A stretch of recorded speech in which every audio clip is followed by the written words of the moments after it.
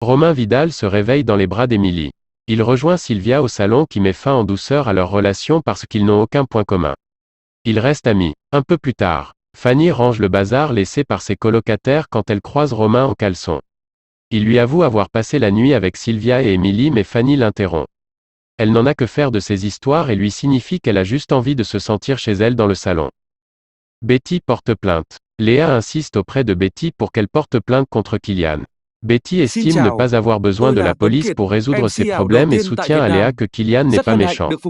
Léa lui rappelle que Kylian l'a frappé 2 fois. Ce qui veut dire que cette violence est en lui. Betty cherche des excuses à Kylian. Elle sait à quel point elle n'est pas un cadeau. Léa essaie de la convaincre que Kylian a besoin d'une sanction pour ce qu'il a fait. Mais également pour qu'il prenne conscience de ce qu'il a fait. Car vu son comportement de la veille, il en est trop loin. Thomas a reçu un appel du CPE du lycée. Kylian est absent depuis le début de la semaine. Thomas demande des explications à l'adolescent. Kylian lui confie que Betty et lui se sont disputés. Thomas essaie de savoir ce qui s'est passé pour que Betty ne réponde plus à ses messages. Mais sans succès. Léa passe voir Thomas au Marcy. Elle est venue la prévenir que Betty allait porter contre Kylian. Léa explique à Thomas que Betty a trouvé refuge chez eux parce que Kylian l'a frappée à 2 fois. Dont une fois devant des témoins au bar du Mistral. Thomas tombe des nues et comprend pourquoi Kylian a séché les cours. Betty se rend au commissariat à reculons pour porter plainte contre Kylian.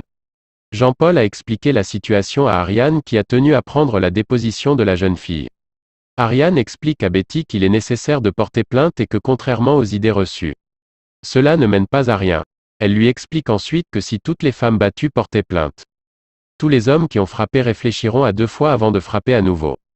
Convaincue, Betty fait sa déposition. Thomas et Gabriel confrontent ensemble Kylian qui leur explique que Betty l'a bien cherché. Gabriel lui fait la morale, rien ne justifie la violence. Thomas explique à Kylian que ce qu'il a fait est grave. C'est pourquoi, ils ont décidé, Gabriel et lui qu'il devait être suivi par un psychologue.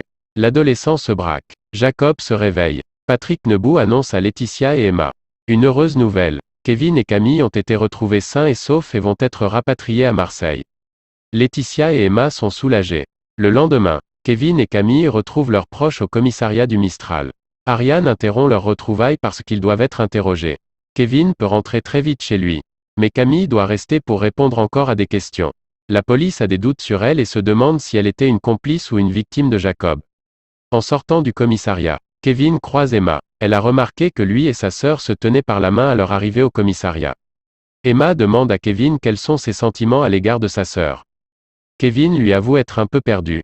Il a besoin de temps pour y voir plus clair. Le procureur a décidé de placer Camille en garde à vue le temps que la police regroupe tous les éléments. Mathieu n'arrive pas à savoir si Camille est une complice et une victime. À l'hôpital,